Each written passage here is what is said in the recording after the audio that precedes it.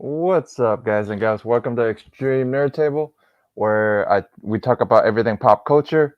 We have we have Daryl, we have Anthony, and we have Randall with us. And our topics are the Elvira thing. You know I the think X Men. if we're going to talk about Elvira, though, Hold on, let me finish all the topics first, Randall. Jesus. Just back him out. Please, Randy. Yeah. So the topics. Jesus. Well, And he's still interrupting. Thank you. okay. The topics are gonna be Elvira. What is it? Elvira, X-Men. The trailer is Sandman trailer, Carnage trailer, and that's pretty much it. I forgive you. Yeah, forgive me. You're the one that interrupted me. Yeah, Jay. Nobody puts Randall in the corner. I'll put you back in the corner. Wow. You asked for it, you get it. Okay, I forgive you again. Twice. Okay. 3 times. 3 times a day. Oops. that was an accident that time. 4 times. I know what could happen for this entire hour now. We should do this for like a whole hour. Just be like, all right, guys. We'll talk about well, we don't really care what Elvira is, but everybody else seemed to care, about her 10-year relationship with a lady. You didn't. I mean, I didn't. I don't really care, really. I don't care either, but also keep in mind too. Yeah, let's tell everybody for 19. Yeah, I mean, I don't even know what we're not caring about. Hold on. She came out in a new book, and for 19 years, she's been in a gay relationship with a woman. Obviously, now the internet, I guess, made a big stink about it, but no one really cares. My objection is, where are the pictures? We'd like to see vacation pictures. We'd like to see, we'd like to see penthouse pictorials. That's a little much. Now you're all right. Well, I'm just saying. We'd like only want pictures of pies. we'd like some DC covers memorializing it. Yeah. So pretty much all our picks are we're okay with it, but yes. So, but what's Randall had to take, but your take is pretty much okay with it, right? Yeah, no, my hot take is I love Elvira. My thing is that there's a whole generation. There's tons of people that don't know who Elvira is, and because they don't know who she is, they really don't give a shit. So it's really only people that are fans of her, and you had maybe any kind of new fans of her, maybe at the latest in the early 2000s. And she'll make appearances at conventions, but she hasn't done much for the past 20 years. So you're going to have so many people that are like, who's Elvira? Like, who are you talking about? And then a lot of them, we're all like, you don't know? Oh, you don't know Elvira? Yeah. But the big thing is, and then she even went on a talk show talking about it. They had her on the talk show talking about how she had those. Yeah. It's controversy. I mean, anything that's controversial gets you in the news, and to segue into all the things about comic book characters and inclusion and all kinds of characters coming out. And we can go the X-Men thing where they want to do X instead of X-Men, they want to call it X, or is it X Mutants or something like that, or X? Well, let's be factual. What it is Marvel Studios, not Marvel Comics.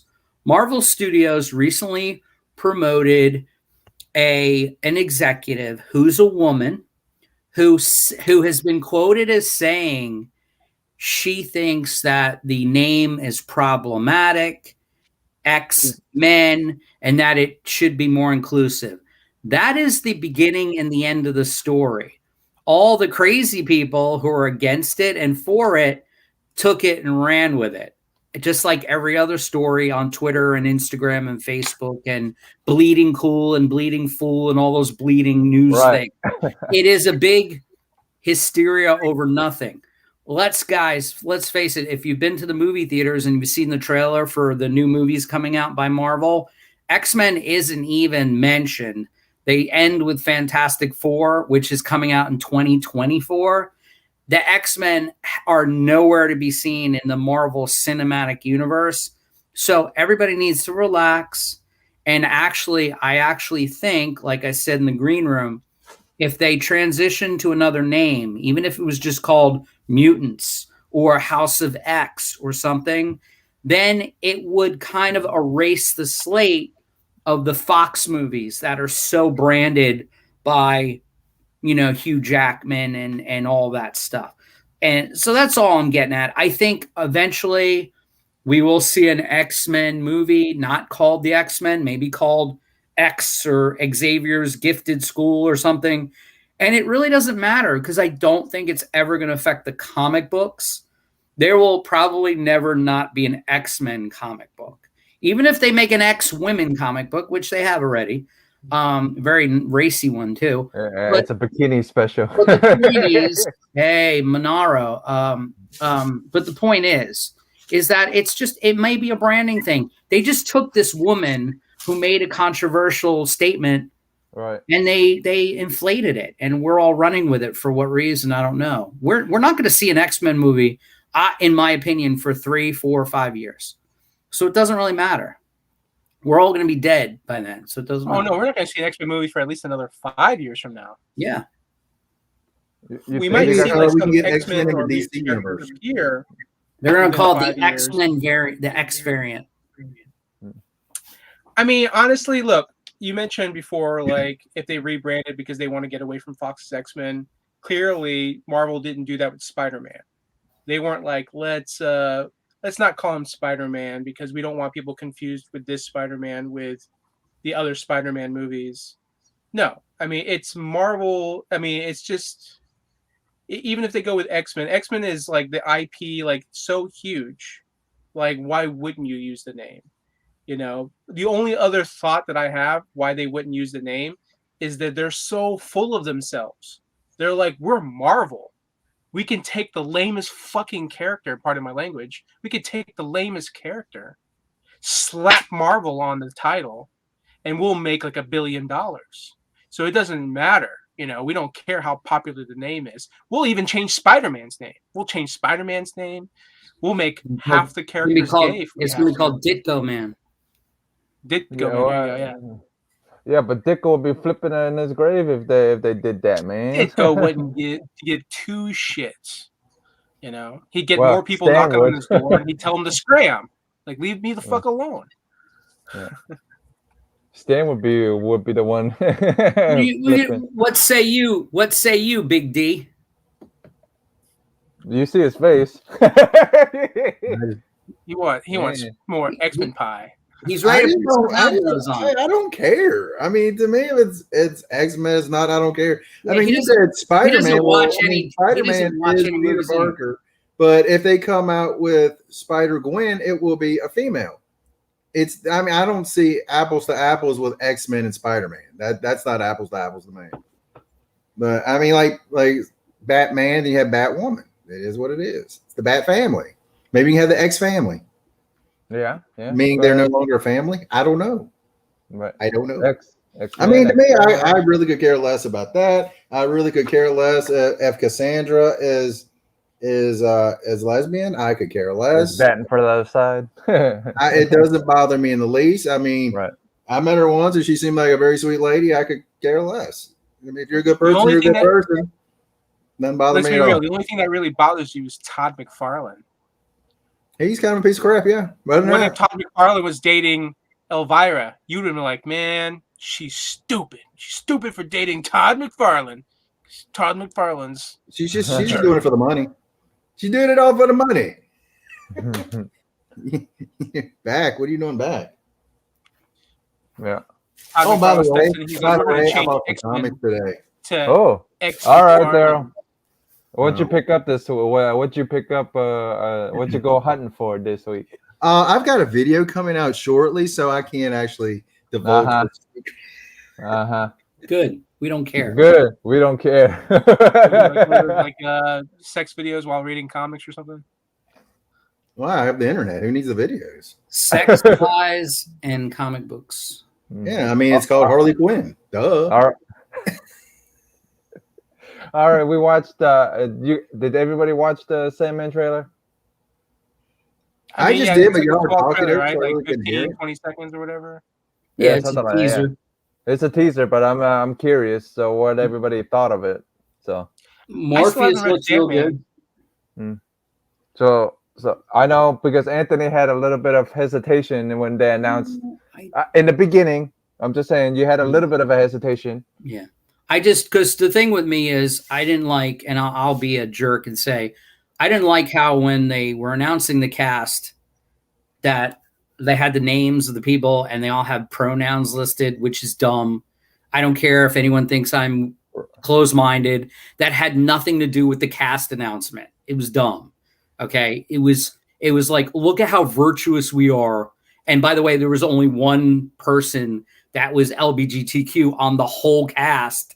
And they had everybody's pronouns, and everybody's pronouns were he and her, depending on what they looked like. Who cares? I don't care. They're actors, okay? And I'll go as far as say my only problem I had with the casting was the character of Death, who is pictured graphically as an iconic white alabaster skinned presence in most of the iconic characters. And yes, I know she can take any form. I get that.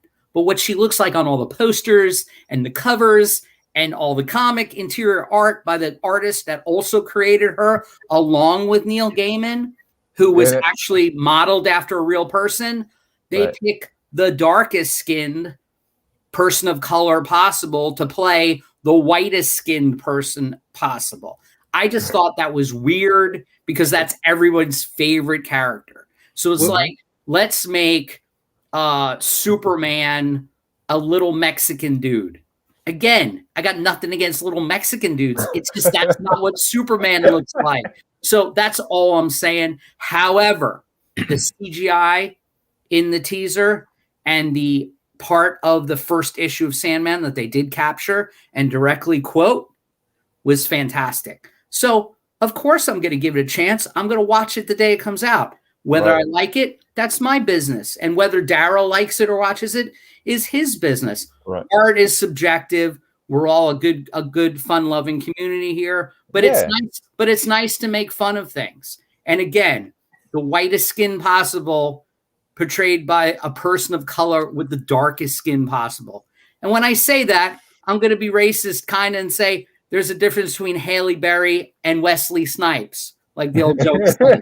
Okay? One person has really dark pigments in their skin. One person has lighter. Maybe can get away with it with makeup. But I just don't see it. That's stupid. Just, don't hire a dwarf to play Andre the Giant. It's dumb. Hey, I was very successful at playing Andre the Giant. I just want to let you know. What if she's wearing makeup? Have fun storming the castle. What if the actress is wearing like makeup like a mime? Then I'm all in it. Like, I'm all in it. But I think that's cultural appropriation. That's the same thing as blackface. Two things. One, or whiteface was did Jenny Frison, did she create Death after Jennifer Connelly? No. I mean, it's about the whitest person I could think of. Well, if you guys if anybody gets offended, we don't mean to offend nobody, but it's our opinions of what we think. And like Anthony said, you don't need to know my opinion. Yeah. I'm here for an hour or two for you to not listen to anything I have to say. Yeah, but the big thing is people are gonna get offended, and people are gonna go, "Oh, these guys are this and these guys are that." But look, that's our. Show the screen, and this is the only thing I have to say. This is the first. All I got to say about that. The first issue she appeared in. Right. This is the girl that she was modeled after. Okay, I forget the name of the girl. Cinnamon Hadley. Okay, she was the inspiration for the character, both visually and personally. She was a punk icon in the early 80s, and she was the representation of the model for Death. You can see it in the picture. That's it. Any bastardization of that, I think, is weird. However, if the girl who's playing her is a good actress, it doesn't matter whether she's got 3 eyes and 5 nipples. It's whatever works for her. However, at what point would we be seeing her nipples in this movie, by the way? Well, it's on Netflix, so we might see them. I will say this. I've never read Sandman. So shut up then. So I am looking forward to this. Okay. Wait a minute. Cool. I hate it because, maybe Todd McFarlane read one of the books one time. Todd McFarlane is the antithesis of Sandman, so don't worry about it. Yeah. You should watch it just for your hate of Todd McFarlane, because Neil Gaiman spent 10 years suing Todd McFarlane and won. And won and gave it to Marvel. Gave it to Marvel. That's all I got to say about that. So what do you think, Randall? What do you think? Sandman? Yeah, you looking forward to watching it? You not looking forward to watching it? I mean, I think it's cool that they're making it. I'm all for anything that's comic book related being adapted into a TV show and film. I like to support everything. Will I get around to watching it? That's the question. Like, I already have so much on my plate that I'm trying to watch. So it just depends. Is it coming out next year? Did it say when it was coming out, when it was releasing? It's coming out in December, I think. Yeah, something like that. They said like December or something like that. Yeah. Okay. Yeah, I don't know. I hope I'll be watching it. I hope, but I don't know what my viewing schedule will be. I have so much TV. Well, you watch so many damn cartoons like G.I. Joe and all the other stuff. So dude, just grab a Diet Coke and a Big Mac and go to town with it.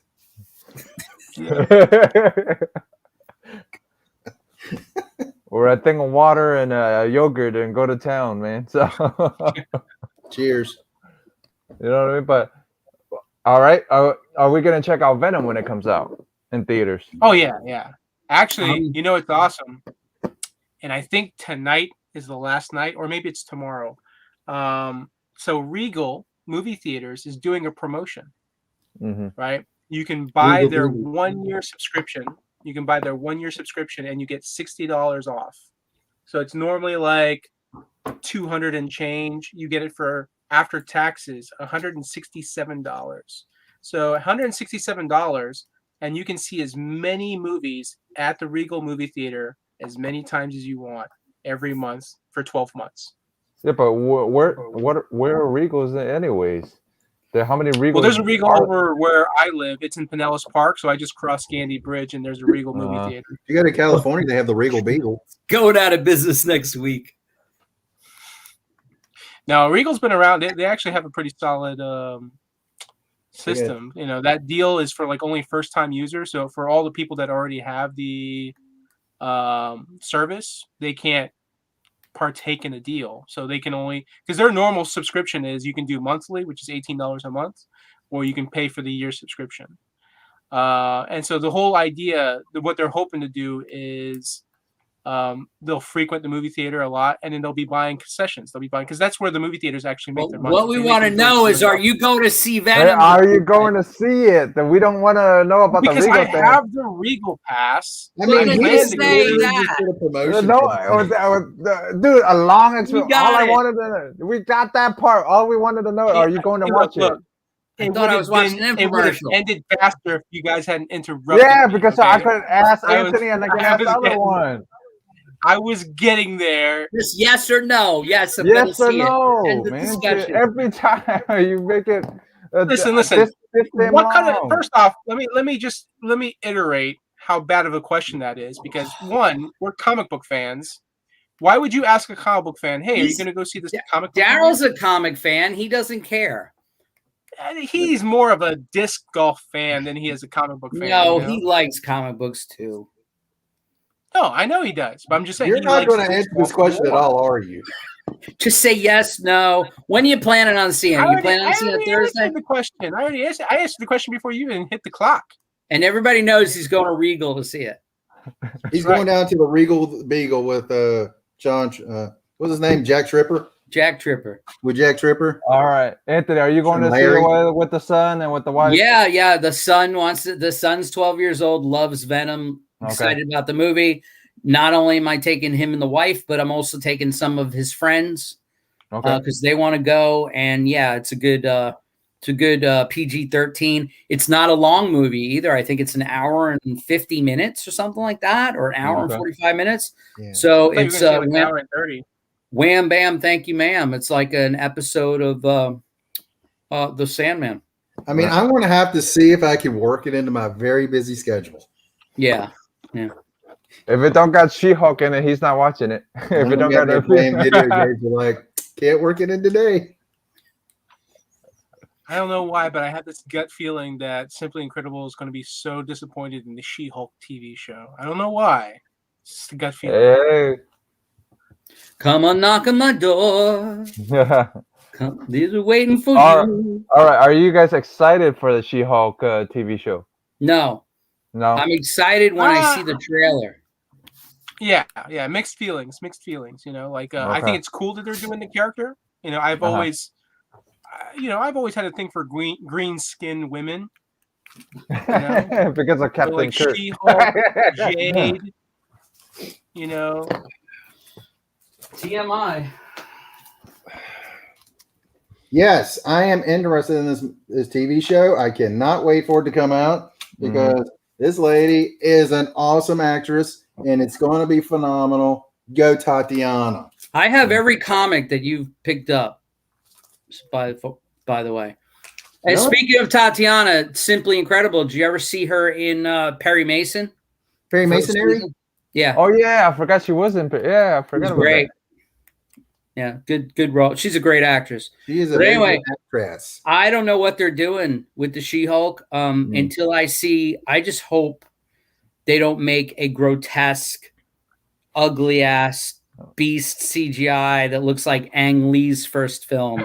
It won't. I don't think it will. There's no way it can be grotesque. It's going to be awful if they do that. It's going to probably look like a Endgame version of a Hulk or whatever. So it wasn't too bad, you know. But well, we'll just say we've never seen them transform a woman like that with CGI. I don't want her to look like Princess Fiona from Shrek. That's all. Oh, she's man. muscular. That would be bad. She's muscular. She can be muscular, but don't make her look like Shrek. She can jump rope. I've seen it happen in the comics. She jumps rope.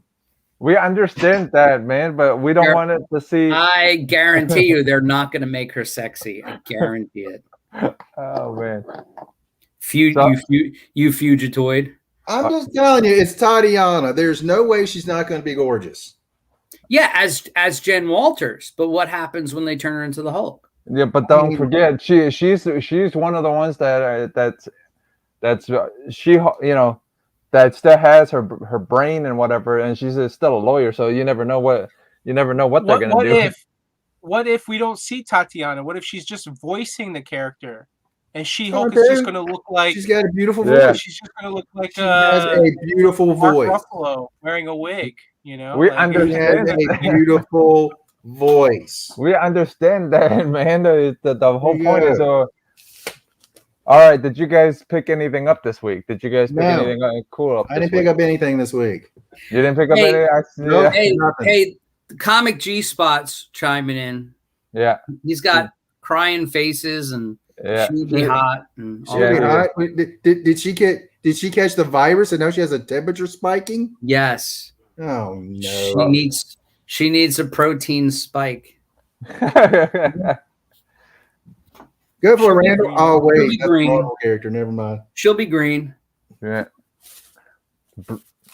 So did you guys pick anything? And none of you guys picked anything up this week? No, I didn't get any comic books this week at all.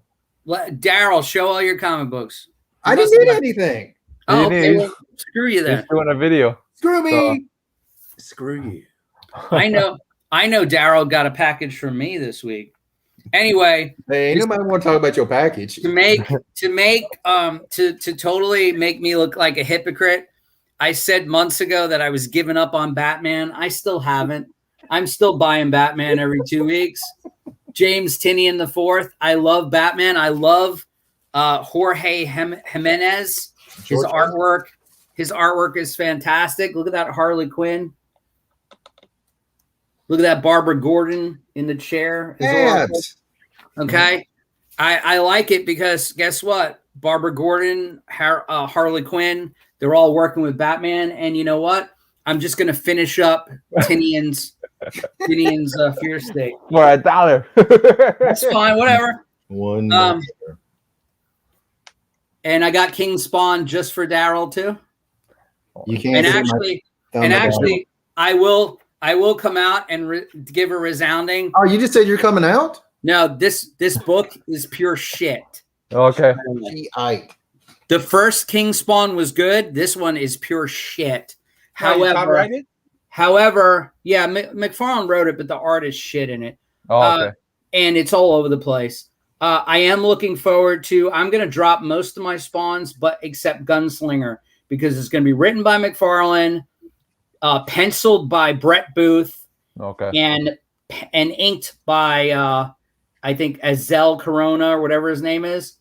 Great artwork, great character. And then I picked up some dollar bin issues to go with Hialeah or whatever his name is. Raul, bro. X-Force. Got a little X-Force Liefeld. Got another X-Force. This was the, I think, 2005, 2006 run. It's got good interiors. Got good, your typical Liefeld fighting. There's like no dialogue and no story. It's just a bunch of people fighting, and that's why I like it. Then I also picked up a weird thing.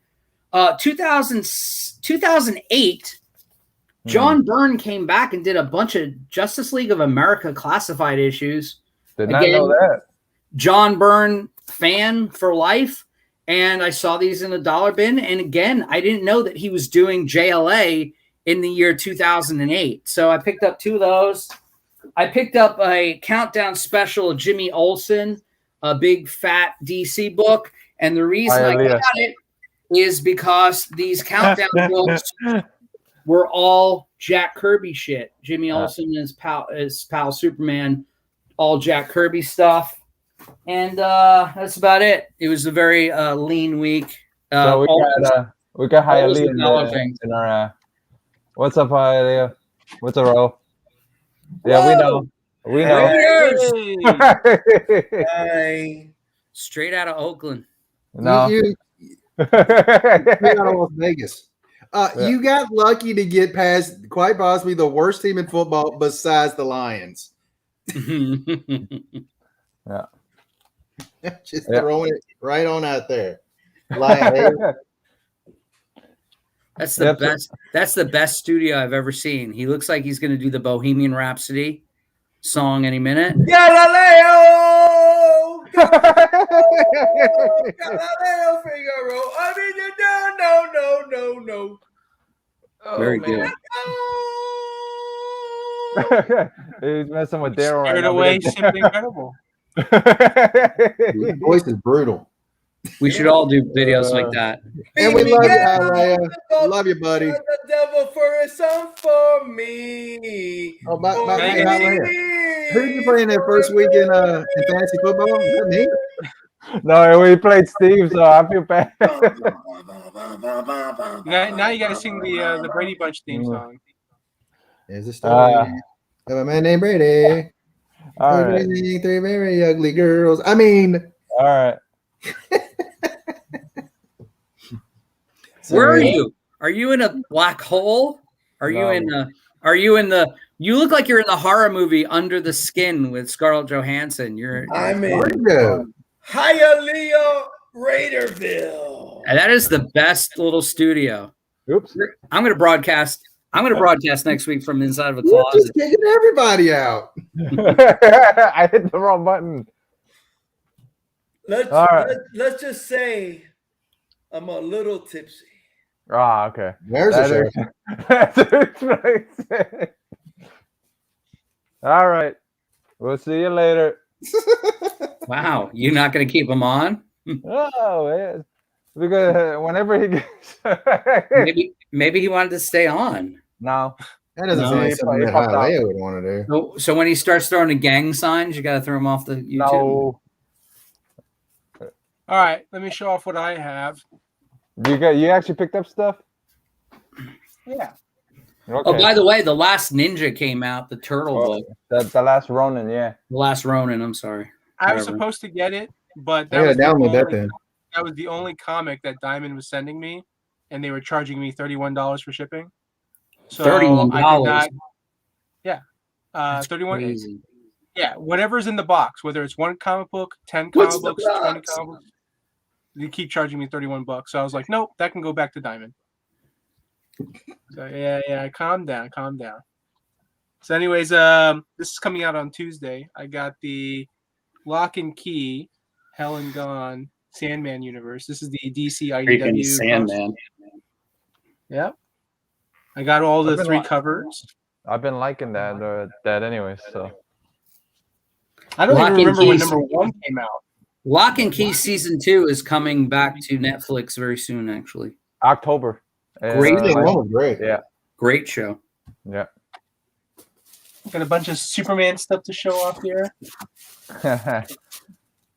No, not surprised. Superman 1978. I like this cover. And if you've seen the original film, the Richard Donner film, I'm sure this will remind you of a scene in the movie. So I like both those covers. Looks like he was caught in a menstrual cycle there. No, he's just trying to lift Marvel up, you know. Ooh. I got the Superman Son of Kal-El, number 3. Some prison sex coming in that issue. I really do like the art. John Timms' art. Show you a little bit of the art on the inside here.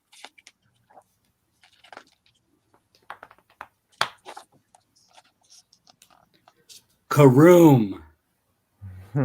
Splash. Karoom. Was that a money shot in that splash page or what? Yeah. The literal splash page. Look at all those advertisements. He can't even get to the store. Yeah. That was a lot of advertisements. Oh, look at that purple hair. That's great too. Purple hair. Purple hair. Yeah. Are you sure it was purple, not pink? This is a nice little splash page right there. Splash page with an ad next to it. So wonderful.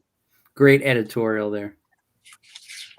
So, but yeah, I really like the art on it. Is that a boy? Is that a boy or a girl that he was carrying? I think it was a boy. Oh, yeah, that's his new boyfriend, by the way. And I'm not being facetious. That's what they said. The editors said. Sure. I got this just because I really like Gary Frank's art. Good old Batman, Superman. They are ending this series. I forget what issue it's ending on, but it should be pretty soon. Oh, that's sad. And he paid an extra $1 for that glossy cover. Mm-hmm. Oh, it's shiny. And then this I'm excited about. I'm a fan of Grant Morrison's JLA run. The artist on that run was Howard Porter. So he's doing a new comic book. I was going to skip on it, but then when I saw he was doing the art and I saw who was writing it, I was like, I have to pick it up. So Deathstroke Inc., done by Howard Porter and written by Joshua Williamson. They did 3 covers for this one. This is a nice little, looks like Adam Hughes right here. It might not be, right? I don't know. It looks like Adam because normally you would see his signature Hughes on the cover. I'm just saying. There it is. AH. Okay. That's Adam Hughes. I mean, you look at the face, you know who did it. That is a nice Black Canary cover. I mean, he has the same face on every cover. A nice little cover right here too. He did Superman and had the same face that Wonder Woman has. Just to show off a little bit of Howard Porter's art here. Howard Porter. Ooh, this is he getting a Porter Wagner?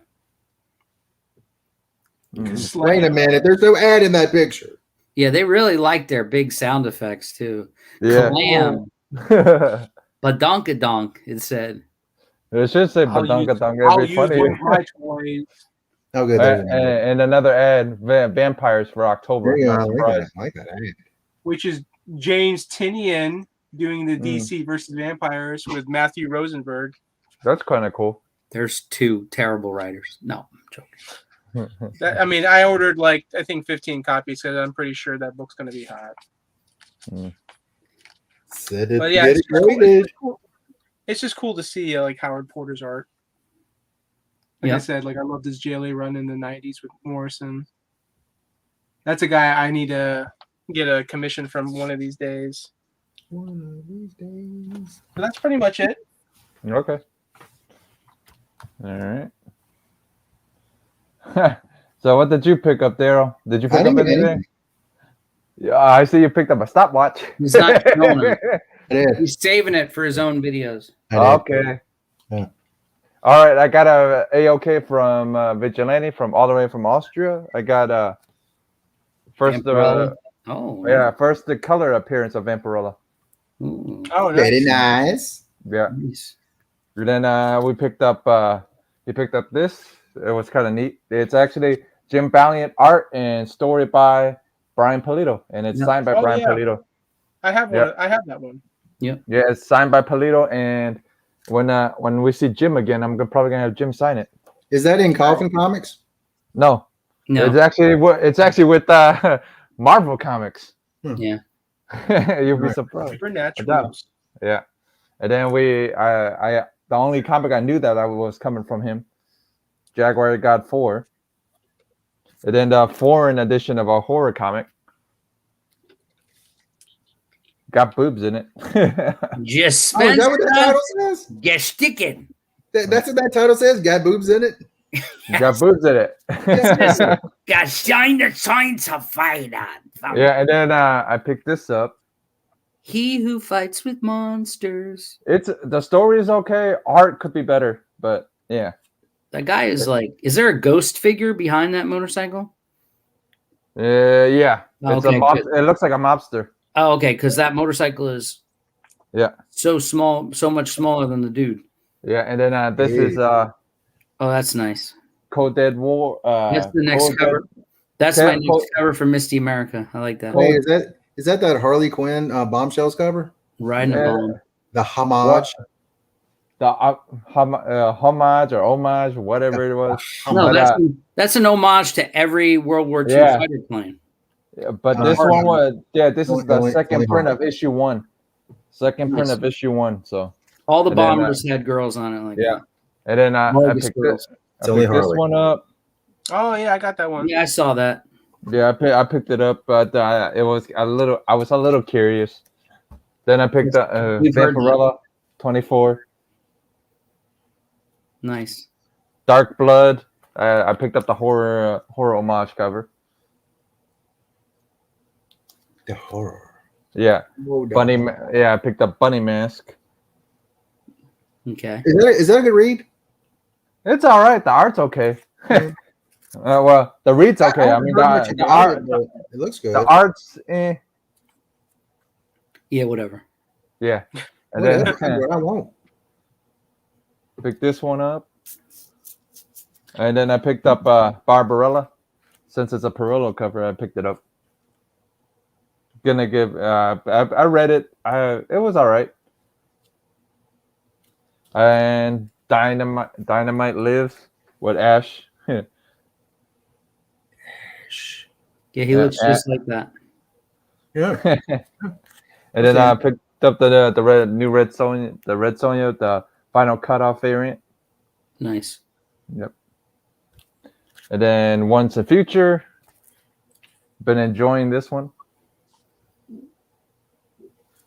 Then I picked up Frontiersman, issue 1. Still got to read this one. People have been telling me good things about this one. Who's working on that one? That is Marco Fabach or something like that. And it's two new people. It's 2 new guys, anyways. So I haven't heard them before. So, and then and the new Chow, his sister, And then the final issue of Baby Teeth. Not surprised that he's actually ending Baby Teeth. That he's writing so much. He's writing so much stuff for Marvel. He doesn't have time for all his indies that he had, man. So, not surprised at all. How do I dare him? Yeah, and then I don't think he after this ending this indie. I don't think he has any more indies out there. I don't think. Does he? Who is he? Donny Cates crossover. No. Oh yeah, crossover. The only one that he still has out is crossover. Everything else is ended. Oh no, and Redneck. He still hasn't ended Redneck yet, but I think the next issue of Redneck might be the last of it. I'm guessing. I'm not saying it is. Like another indie title. Breaking news. Yeah, but I honestly think he might end Redneck and then start, and then just have two titles. I think sometimes it's just tough to like write that many books, and keep it fresh and keep it going, Or Marvel's paying them too much to keep them up because since the Marvel lost the other guy that wrote for him. Well, that's what it is. The other guy that wrote for him, bro, that DC bought, almost went bankrupt buying. Bendis. No. So, Bendis only did good work at Marvel, though. He hasn't done shit in DC. Right. All that money they spent. Decent Superman issues. Oh no, but I'm just saying. As a whole, right. The runs were not worth the money they paid for him. Yeah. When he was doing Ultimates and New Avengers and all that stuff at Marvel, he was cooking with gas. When DC bought him over, that's just a big waste of money. They just and plus he was already hot when DC bought him, because when Marvel had him, he wasn't really. He was probably mid tier. Yeah, he was starting to fizzle out over at Marvel. Yeah. Yeah. Well, he was at Marvel for like 17 years or something like that. He had a long run at Marvel, so and he was doing Powers and he was doing a lot of his indie stuff too still. But Marvel burnt him out, and DC, I'm sorry, there's certain writers, they don't know what to do with mythological characters. Yeah. They're good with and by the way, and Bendis with Jessica Jones and Miles Morales and all that. I will say that Brian Michael Bendis, the Brian Michael Bendis that I enjoyed, even when he was doing the New Avengers, I enjoyed it because he had street level characters. Yeah, he had Jessica Jones, he had Miles Morales, he had Tony Stark and Captain America, and they were all living in New York. They were all city speak, snappy, witty dialogue, good stories. Even the Skrull invasion, that was good stuff. Secret Invasion when he did that, but you go to DC, and what's weird is people are talking about him going to Batman. At least Batman is still street level, so to speak. What they did is they took the guy that was known for doing street level characters and gave him a god. And they gave him a godlike character. And then they went even more stupid and put him on Legion of Superheroes. Yeah. And I tried reading it. I'm a huge Legion fan. 2 issues I couldn't get by. It was just gross. Every one of the books that Bendis wrote, he handpicked and he chose those characters. He wanted to do those books. And I mean, I agree. He does better with street level characters. Like his Daredevil run, fantastic Daredevil run. Of course, like when I heard he was doing Superman, I was like, he should have started with Batman. Yeah, exactly. Should have done Batman. Should have been on Batman. But that's probably what Nightwing, Batman, anything, anything on the street, gritty. Now, he is doing Checkmate, and it's like a 6-issue miniseries, and it's him and Alex Maleev. So I haven't had a chance to but anytime those two guys are working together, like I don't think I've read any Bendis books with Maleev that were bad. Not that I can remember. So I think Checkmate right now has been kind of flying low on the radar. People just really haven't been talking about it. They're kind of just, James Tynion. When it comes to DC, it's always been just James Tynion. And then once Tynion is gone, then, I think they're building up Tom Taylor. So Tom's going to be the big talk of DC. Number of reasons. You got the Injustice animated movie coming out in October next month. He's got a new series coming out, The Dark Knights of Steel. He's killing it on his Nightwing run right now. Dark Knights of Steel. Oh man, this is gonna be. That sounds like the biggest LGBTQ comic ever.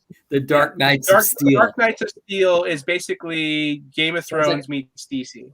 Sounds like a Cinemax movie at 12:30 in the morning. The Dark Knights of Steel. Yeah, that's not. Daryl knows what I'm talking about.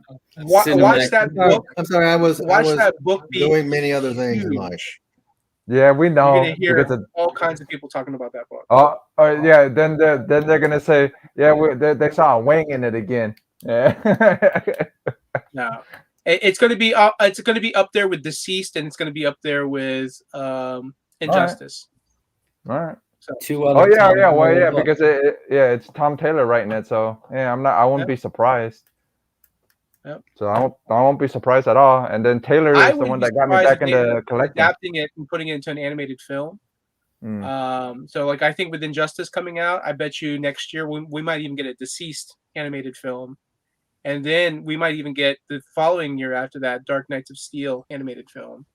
So we'll see. We'll see. We'll see. But we never know. But so like I said, because Dark Knights of Steel animated coming soon. But my thing is, I'm thinking that right now Marvel is using Donnie more and more, like how they used Bendis to keep them up. Agree. Because look at how many titles he's writing. He's writing the Hulk now. He's still writing Thor.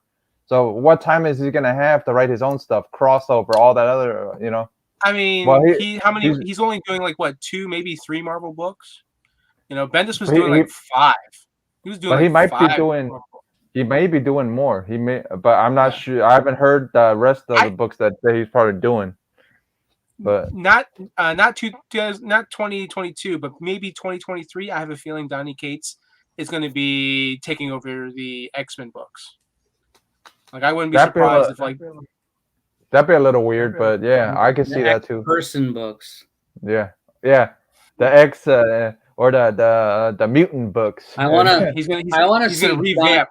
I want to see Donny Cates writing Fantastic Four. Because he checks all the boxes when it comes to Stan Lee, Jack Kirby properties.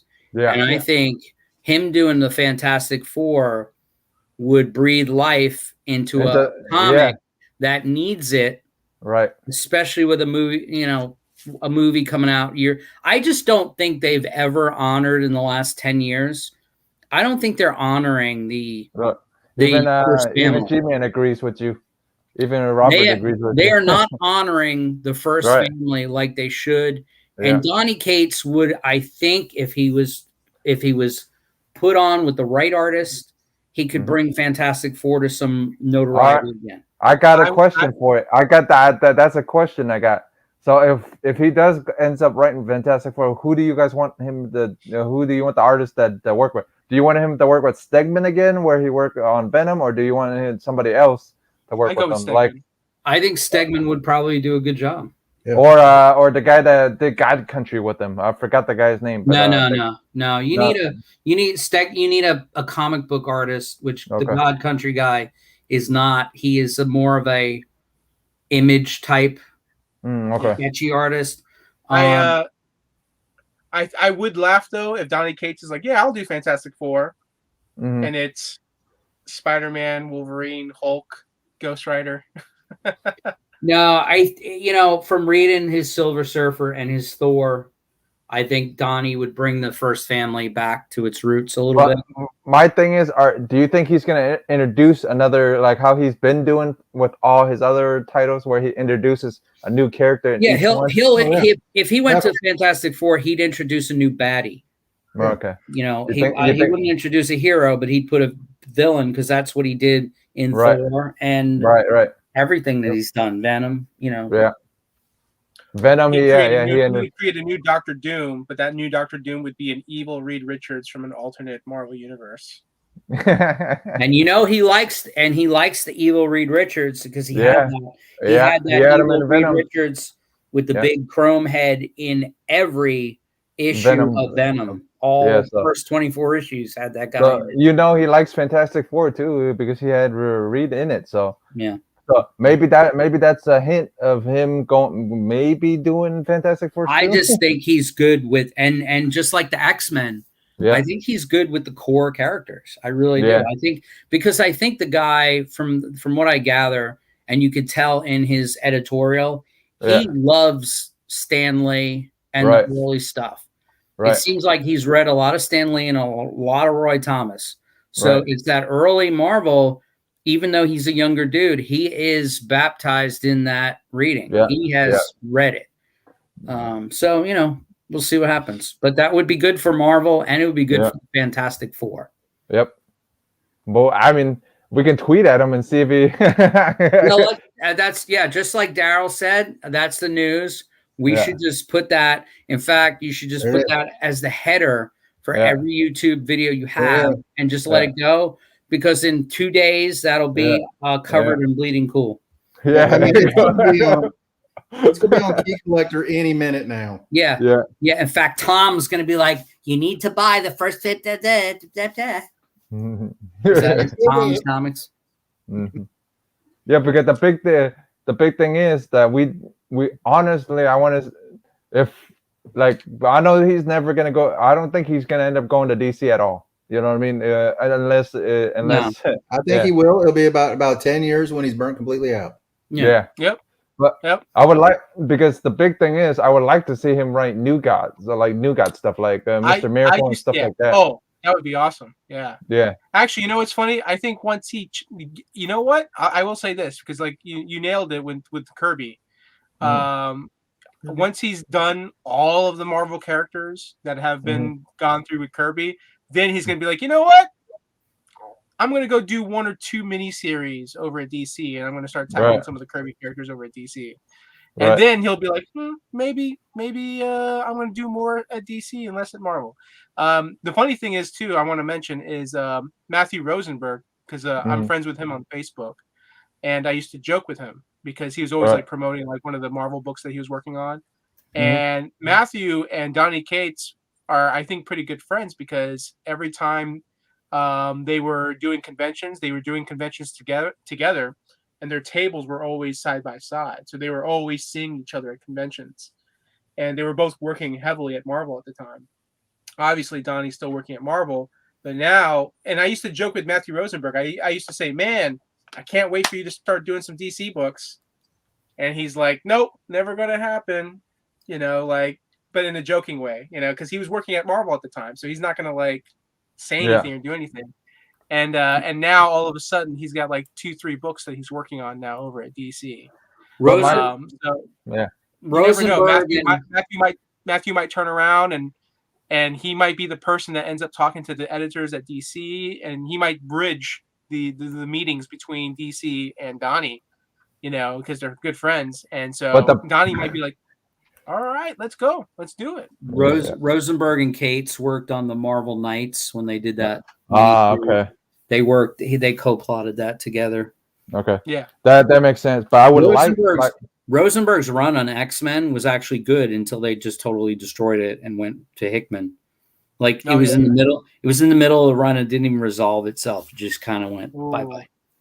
Probably left a bad taste in Rosenberg's mouth, you know. Yeah, that's why he left, you know, in the first place. That could be one of the reasons why he left.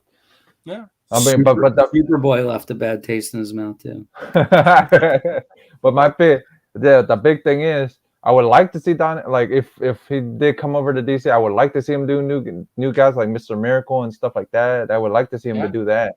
But actually, I would like to see him to do Eternals over at DC, over at Marvel too. I mean, it's similar. It's similar. I actually wish he would have done Eternals instead of the Eternals we got. Right. Because I picked up the first issue and I was like, oh, this is terrible. I'm trying to think like what Donnie would do. Like most writers, especially if they haven't worked at DC, or even not even just writers, artists and writers. A lot of times when they have the opportunity to work over at DC, they always want to do a Batman story. They always want to tackle Batman. Well, he's came out and said that he would like to do a thing for New Gods. I know that much. We got they asked him in interviews. Kirby stuff. Yeah. They asked him in interviews like, "What would you like if you had a chance?" Justice League. Right? Yeah. Justice League. Maybe he won't do any of this stuff for a good many years. Yeah. I don't know. We'll never know. I just recently read breaking news that Donny Cates was in fact going to DC. Yes. I just recently read that. The news, actually, I saw a tweet. It's today. He started today. Oh, did he? Yeah. Watch that stuff go actually be out there. I'm laughing. He did. The title. He's doing all 27 Batman titles. No, the title of the article is going to be DC going to DC. Mm-hmm. No, they're just going to, instead of Detective Comics, it's just going to be called Donny Cates. Yeah. Cates Comics. Yeah. No, just Donny Cates. Cate. Well, yeah, well, he does have. Do you guys think that he's going to come out with his own, publishing? Do you think he's going to come out with his own publishing line eventually? Was it Substack? Come on. Publishing line? No. It's too much of a hassle. Like, he's better off just doing his books through Image. Yeah. Okay. I can see him doing a Kickstarter. I mean, he can go back to Aftershock. Maybe he might, try his hand at doing a Kickstarter series. I mean, go back. Come on, I like Aftershock. But that ain't gonna happen if he's writing so many Marvel titles, man. I mean, he's writing a bunch of Marvel titles, and then he's still got crossover. So we'll see. That's gonna yeah. And then watch out. I was talking about this stuff, and then but for sure, like Anthony was saying, I would like to see him write Fantastic Four though, because the Silver Surfer Black was actually decent. You know what I mean? Yeah. It was actually I actually enjoyed that. What was the Fantastic Four characters over at DC? What were those characters called? Fantastic Four. Okay. What? The characters at DC that were kind of like similar to the Fantastic Four. They're was it not Doom Patrol? Challengers of the Unknown, right? Challengers of the Unknown. Didn't Jack Kirby do Challengers of the Unknown? Yeah, maybe an issue or two. That's a bad Fantastic Four. Bad reference. Yeah, but he's like you guys said, he's been doing a lot of Kirby characters. I mean, was Thor a Kirby character? Yeah. Okay. Thor was he? Yeah, Donnie's done Thor. Yeah, Donnie's done a Silver Surfer. Thor. He did a run of the Inhumans. Right. He's Death of the Inhumans. So yeah. But he did do a run of Guardians of the Galaxy. Which a lot of people forget about. He did 14 issues of that, I believe. Yeah. And whatever. I mean, I think he's really good with the core characters. Also, Galactus, you put those heralds in there. He's real good with that stuff. Yeah. I actually, because I like he's really big in the cosmic stuff. Yeah, he likes the cosmic stuff a lot. Cosmic Kirby stuff. And if he went to DC, I'd like to see him do Green Lantern. Mm-hmm. I think he's got a good space cosmic thing going. Yeah. I think that would work really good. Green Lantern. Yeah, he could probably. He could Green Lantern and freaking New Gods. Yeah, or rival the Jet with some Daryl Banks artwork would be sweet. With some Anthony Sika artwork. Like Gary Frank and Donny Cates on Green Lantern, like that'd be pretty cool. No, that would take 4 years for one issue. Or if he can get Stegman over to, I wouldn't mind seeing Stegman and him on that either. Stegman would kill it on Batman too.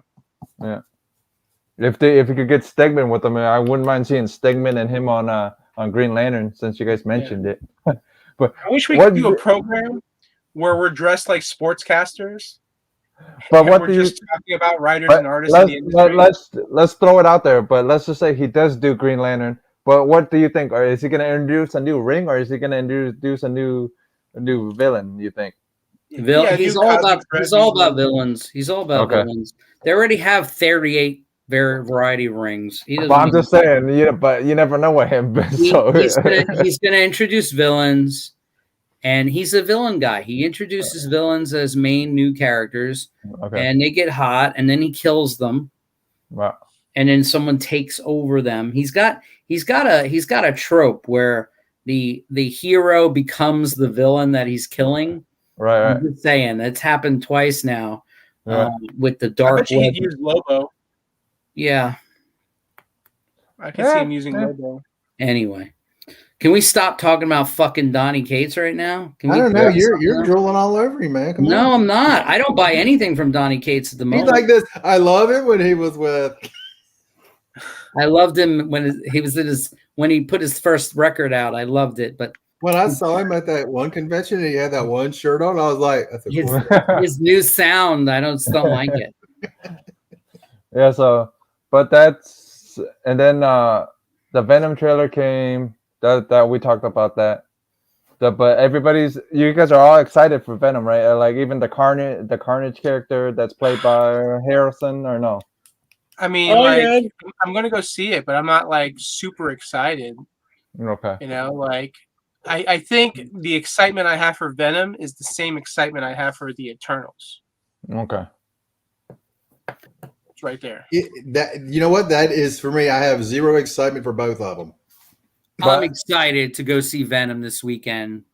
Yeah, but that because you guys got the kids, the 13-year-old that's all right. You know? I loved Venom. It's fun. Yeah, I mean I like him too. It's just looks like a bad problem with me.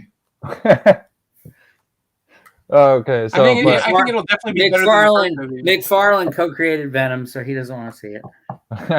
No, I don't want to see it because I saw that last trailer, and at one point you got Venom on stage doing stand-up. I'm like, that looks absolutely stupid. Yeah, I like Woody Harrelson. I'm not crazy that he's Cletus Kasady. I like Woody Harrelson when he's in Zombieland. But who would you guys want to have casted besides Harrelson as Cassidy though? Who would you have cast? I probably would have gone with William Dafoe. No.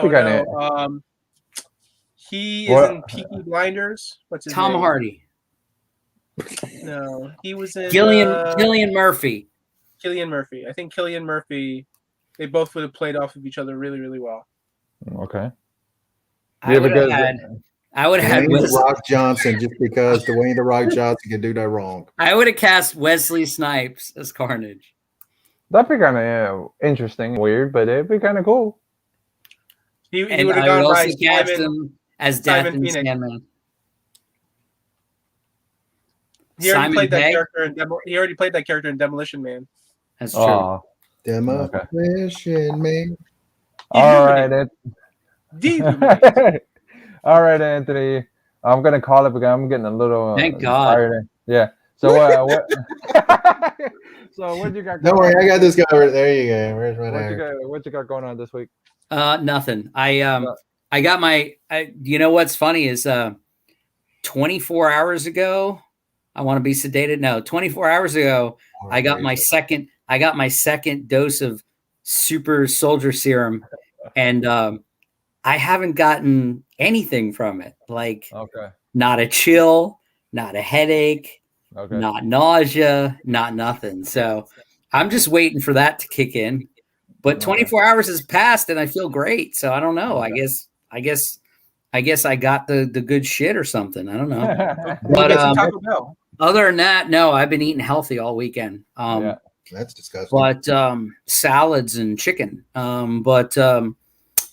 I have I'm working on Misty America 2 right now. I got the whole thing written. And I got isn't she coming down in October? Isn't the model? Yeah, she ain't coming nowhere near me to sign anything. That's unfortunate. But I got issue 2 and 3 written. I'm gonna do 4 issues of it. I don't know if I'm gonna do it consecutively. Issue number 2 is going to launch in October, and then simultaneously I'm going to work on Barbarella. But I'm going with the flow. You know, as a creative guy, I was really going to do Venus and Mars or Barbarella, but when I sat down to script it out, I stared at a blank piece of paper for like 48 hours, and then but then when I went to think up Misty America, I pretty much scripted out the next 3 issues, taking a shit. So it was really good. And it's a really good story. It's going to be super sexy and super historic. I got her going to Vietnam and World War II and all kinds of cool stuff. So it's cool. It's going to be like, I'm gonna raise the bar on it a lot. So okay, all right, Randall, you got anything going on with you this week? Same old. Just working on books, catching up on stuff. Did you time me? Right. No, that's the fastest I've ever gone. No, because Daryl just Daryl's internet Daryl's laptop just died. He just messaged me. That's why. Of course. What are the odds? He just dipped out and he missed the shortest response. All right, guys. I got Cantonese Comic Wednesdays coming, and I got the Extreme Nerd Table, and then I got the comic book. I always use the old name. It's the comic the Nerdy Collective. The Nerdy Collective. I always use the comic books with a hook for some reason. I don't know why, but comic books with a hook. The Nerdy Collective with Robert G or the comic G-Man. Yeah. Ask G-Man to make a poster of the name of his show and then hang the poster up on a wall behind your camera or your computer. So every time you're like sitting there thinking the name of the show, you just look up and there it is. But I don't understand it. But sometimes I'll get it, and then sometimes I won't. That really doesn't. But yeah. And then I have a bunch of stuff coming in October. A bunch of Vampirella stuff coming in October. I'm gonna be calling October Vamptober. So gonna have a show off of the Vampirella collection of Warren, and gonna try to get Trina Robbins and Sarah Frazetta together. So I'd like to make one more statement. Every Tuesday at 8:00, I do some sort of stream on my YouTube channel. It varies from comics to movies to. I'm going to do something about music this Tuesday. Okay. Going to be covering some new metal records, Iron Maiden, stuff like that. Going to be talking to an accomplished guitarist. The following week, I'm going to have David Lucarelli, who does Tinseltown for Alterna Comics. I was singing the praises of a couple weeks ago. He's the author of that book. He's coming out with issue 4 right now of his second volume of Tinseltown. And then in the very near future, on a very, very, very special Tuesday, I'm going to have Everett Hartsoe, the creator of Razor, on my show. That'd be cool. So he gave me a rain check about 2 months ago to be on the show. And what it was is he was moving from Vegas to the state of Florida. In fact, I think he lives out by you now, Jeff. So big bad girl creator out there. I've always liked his character anyway. I always liked the Razor character. So. Yep. So that's going to be big for me because, he's an influence on me for me as far as indie comic creators. Story. What I would like to find out how him and Billy got involved and how he got Billy's character in one of his books. That's Billy has spoke about that. I don't know if they're still friends or whatever, but he does. Right. He does give Everett credit for introducing the character by giving him a black and white 8-page story in one of his annuals. Of course, the cool thing about Everett Hartsoe is he's like the Kevin Smith of comics. When he wanted to make comics, he just took a bunch of credit cards that he had gotten in college. Mm-hmm. When you're in college and you get your little starter credit cards, I don't know if that's still a thing now, but it was when I was a kid in the late 80s. Anyway, he took those credit cards and maxed them all out and started printing his own comics. And the rest is, just like Kevin Smith, when he bankrolled Clerks, he took all his credit cards and, borrowed money and just made his own thing because he didn't think that he'd make it making movies for Warner Brothers and Universal. Right. He decided, I'm going to make my own movie. And Everett Hartsoe was the same way, even though he was in the indie comic scene. He's like, I'm not going to wait around for Marvel or DC. I'm just going to do my own shit. And, and that's the real OG indie spirit. People that had no aspiration working for Marvel and DC because they didn't want to follow the rules. They wanted to do their own thing with no sense. But I'm excited. I'm excited for you too, man. So I can't wait to see that. And then if he Yeah, I asked him about doing this show too. I'm not, I would never, I've always, I always break it to people. Hey, I do my own channel, but I also co-host a show. So me, anyone I can bring on here, I'll do. Yeah. And it's always cool, man, because it would be nice to I actually want to find out, about how he got involved with Billy and how he got She and all that in that, what I mean? Where they work together and how that happened. So all right, guys, it's the Extreme Nerd Table. Nerd out about stuff, nerd out about comics, nerd out about everything. We'll check you guys next week. See you guys later.